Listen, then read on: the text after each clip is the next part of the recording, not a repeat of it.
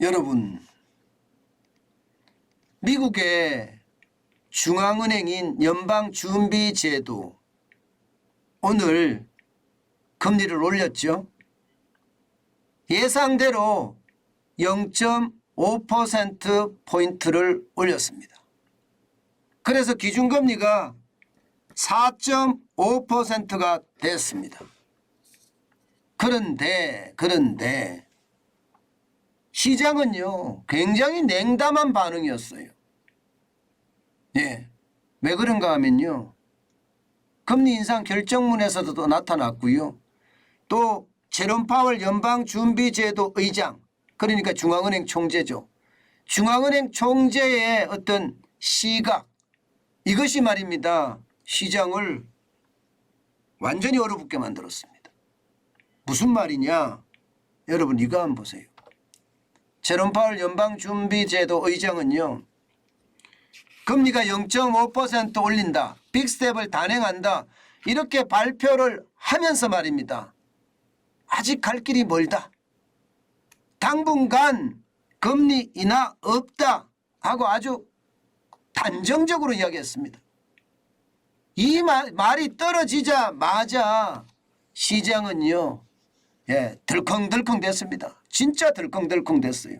얼마나 덜컹덜컹 됐느냐, 보시다시피 금리를 0.5%포인트 올린다 이러니까 뭐 시장은요, 시장의 전망치하고 같이 가니까 장 시작하자마자 비슷하게 올라갔어요. 나스닥 같은 경우도요. 그러다가 말입니다, 제롬 파월 한마디에 그야말로 쿵쾅 하고 떨어졌습니다. 그러다가 이게 시장이 그래도 시장에 부합하는 수치잖아, 그렇게 이야기했더니 쭉 올라가더니 아니야, 내년에는 더 올릴 거야, 이런 말까지 하니까 또 다시 하락하기 시작한 거예요.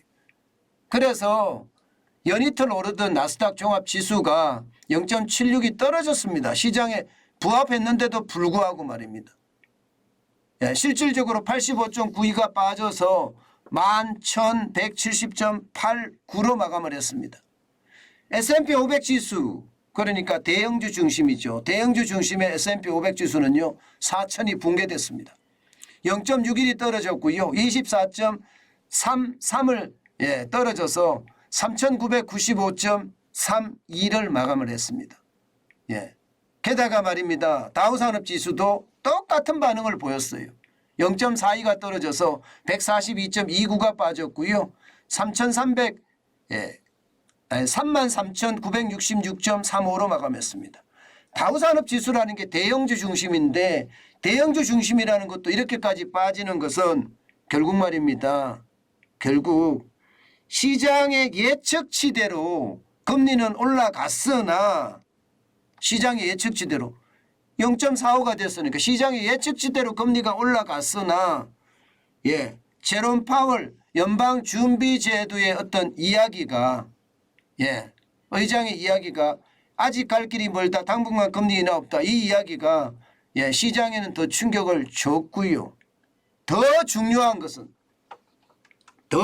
것은요, 금리가 4.5%라는 숫자도 이게 적은 숫자가 아니라는 이야기입니다. 4.5%는 숫자 자체도 높다 이거예요. 높다. 그러니까 시장이 아주 극도로 민감하게 반응을 한 겁니다. 게다가 말입니다, 4.5%로 끝나는 것이 아니다. 4.5%로 끝나는 것이 아니라 금리는 더 올라갈 수 있다, 뭐 이런 예측. 내년에도 말입니다, 내년에도 지금 금리가 더 올라갈 수밖에 없는 것이 현실이다, 이렇게 지금 되거든요. 내년 2월에 금리를 얼마나 올릴 거냐, 지난 12월 12일에 판단했을 때는요 0.25% 올린다가 35.1%밖에 안 됐어요. 0.5% 51%예요. 그런데 12월 13일 하루 지나서 발표한 것은 내년에도 0.25% 올린다가 56.1%로 늘어났습니다. 오히려 낮아졌어요. 마찬가지로 5%포인트를 올린다는 38.4%. 하루 사이 이게 소비자 물가 지수가 발표되고 나서 이렇게 바뀌었거든요. 중요한 것은요, 올린다는 사실이 올린다.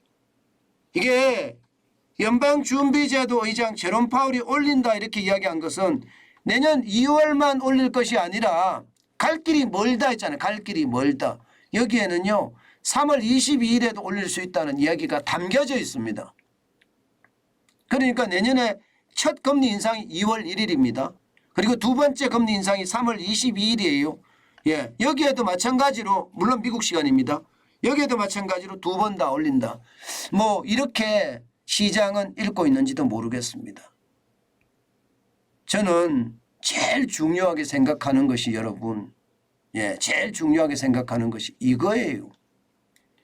내년에 금리를 올리는 것은 지표가 나와 봐야지 솔직히 알 수가 있어요. 제롬 파월 의장도 그렇게 이야기했습니다. 지표를 보면서 이야기하겠다. 그렇게 이야기했어요. 그런데 제가 중요하게 보는 것은 12월에 기준금리가 4.5라는 사실입니다. 이 4.5면 여러분 대출금리 괜찮을까요? 대출금리가 적어도 이렇게 되면 10%가 넘을 겁니다. 아니 여러분 돈을 빌리는 사람 입장에서 10% 넘는 대출금리를 감당할 수 있을까요? 글쎄요. 저는 감당하기가 굉장히 어렵다고 생각해요. 지금 우리가 3.25%인데도 대출금리가 8%, 그것도 정부가 묶어서 8%잖아요. 그런데 지금 미국은 4.50%예요. 이제 우리보다 1.25%가 높아요. 1.25%가 높은데 그러면 금리가 11%, 뭐 12%까지도 갈 수 있다는 건데 저 버텨낼 수 있을까요? 저는 저게 버텨내기가 굉장히 어렵다고 봅니다.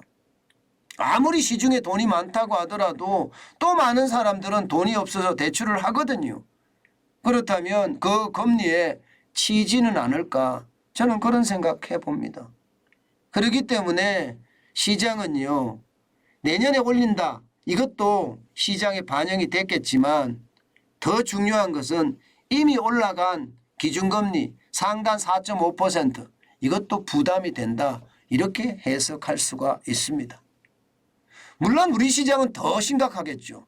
우리 시장은 지금 한미 금리 역전이 1.25%로 이제 확대됐습니다.